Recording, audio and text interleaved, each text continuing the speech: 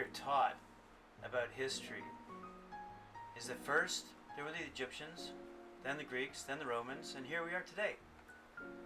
Well, that, my friends, is wrong.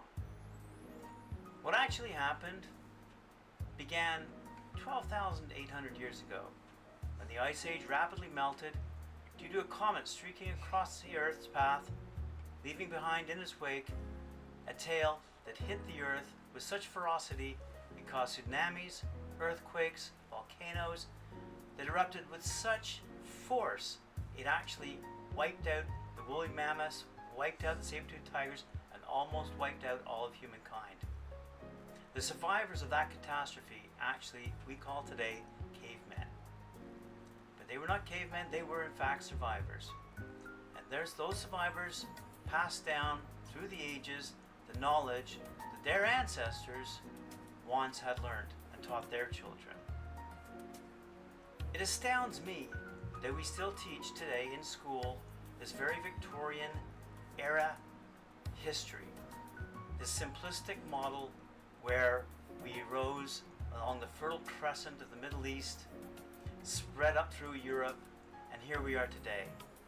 What we don't teach is who taught the Egyptians how to build at right angles, how to build these massive monolithic structures, if in fact they did build them. Because we actually find pyramids all around the earth. We find massive stone-built structures around the earth.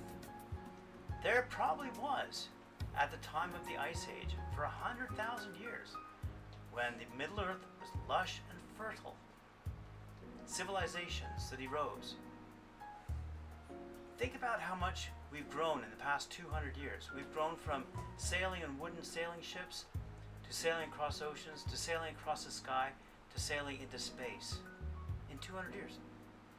Imagine if that 200-year block had taken place 100,000 years ago, and then it evolved further from that for another 100,000 years, until suddenly, as I say, 12,800 years ago, boom, the comet crossed the Earth's path and wiped out nearly all of humanity as we know it. But it didn't wipe out all of humanity. Those survivors we now know as the cavemen. They weren't club-wielding men and women who said ugh. They were very knowledgeable.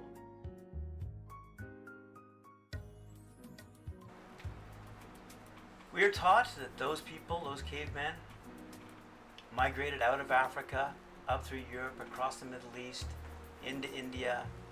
That's our history book version of humanity. It's wrong. Homo sapiens sapiens, humans as we know them today, have the same mental capacity today as we did 140,000 years ago. So what do you think we did? Do you think we sat around the campfire for 100,000 years, did nothing, twiddling our thumbs, thinking, I wonder what's over that mountain range? I wonder what's beyond that field? I wonder what's over that hill, across that sea, lake, ocean? Well, generations got bored sitting around the campfire and they moved, they migrated, they crossed oceans, they crossed mountains.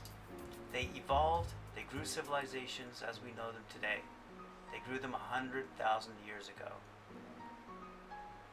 What we want to explore before the Egyptians is what happened 12,800 years ago and what people learned and passed down for several thousand years until 5,000 years ago we come across what's called the list of suddenlies. Suddenly we were smart. Suddenly we could speak. Suddenly we could communicate. Suddenly we could manage. Suddenly we could use animals as opposed to humans as a workforce. All these things suddenly came into being roughly 5,000 years ago.